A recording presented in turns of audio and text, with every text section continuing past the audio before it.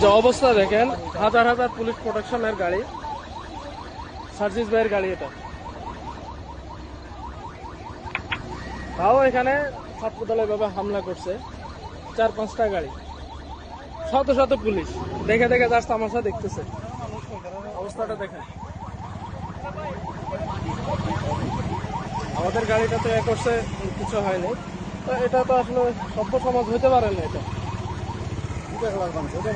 হ্যাঁ, এটা ভাঙছে। এটা তো কি মানে এই গাড়ির ভিতরে 2জন এমপি ছিল, মানে একটা মাথায় লাগলে শেষ হইতো।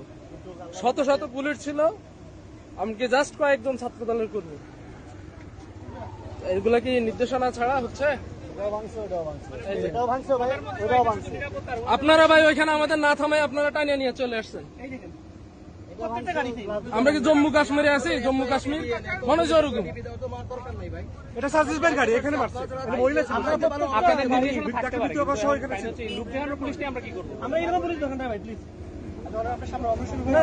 আপনি তাৎক্ষণিক ব্যবস্থা নেন। আপনি তাৎক্ষণিক ব্যবস্থা নেন। আপনি পুলিশ আমরা এখানে বাসিও পারে নাই। 2জন এমপি আছে এখানে, সংসদ সদস্য 2জন আছে। কি নিরাপত্তা? এটা তার মাথায় লাগলো তো তার জীবনে শেষ। ওনার সাথে আরো মহিলা ছিল। এটা হলো সংসদ সদস্যের এই যে লোগো দেওয়া আছে গাড়িতে, এটা তো পর্যন্ত হামলা করছে।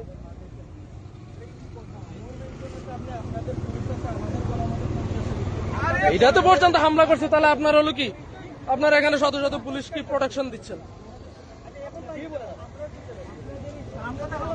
এই গাড়ির ভিতরে মহিলা আছে, মহিলা এমপি ছিল, মহিলা আছে। মানে ছাত্রদের বলাবেন মিডিল ফিঙ্গার দেখায়।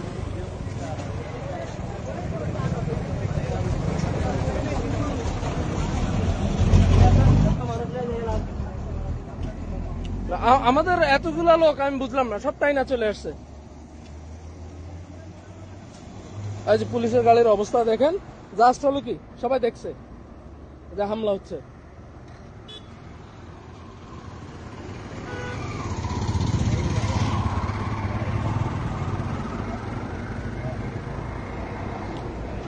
এটা একটা এমপির গাড়ি, লোগো পর্যন্ত, জাতীয় সংসদের লোগো পর্যন্ত দেওয়া আছে, এটা তো পর্যন্ত হামলা করছে। আর পুলিশ এটা নিয়ে মানে টাইনা চলে আসতেছে। এই যে এটা সামনে ছিল এই গাড়িটা, এটাতে হলো আমাদের সংসদ সদস্য মিতু আপু ছিল, আরেকজন হলো কি মহিলা ছিল। জাস্ট এই যে এটা দেখেন, একটা ইটটা একটু হলো কি মাথায় আসলে নাই, মহিলা এমপির গাড়ি। আর পুলিশ আশেপাশ থেকে হলো কি টাইনা নিয়ে আসতেছে আমাদের।